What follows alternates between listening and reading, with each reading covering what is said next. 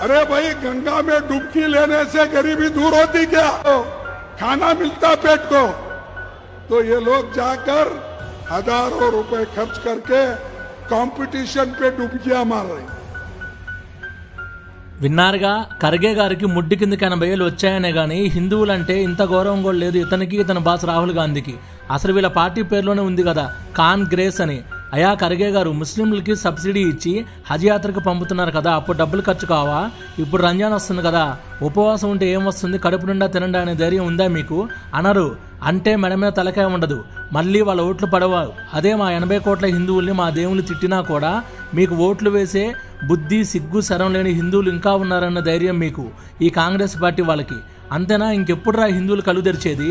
ఇలాంటి పార్టీలకు ఓటు వేస్తున్న హిందువులరా, అసలు హిందువులకి బుద్ధి అనేది లేకపోవడం వలన ఇలాంటి వాళ్ళు ఇలా మాట్లాడుతున్నారు. ఇదే ముస్లిం జనాభా గురించి, వాళ్ళ పండుగల గురించి ఏమన్నా మాట్లాడి ఉంటే వాళ్ళ తలలు ముస్లింలు ఎప్పుడో తీసేసేవారు.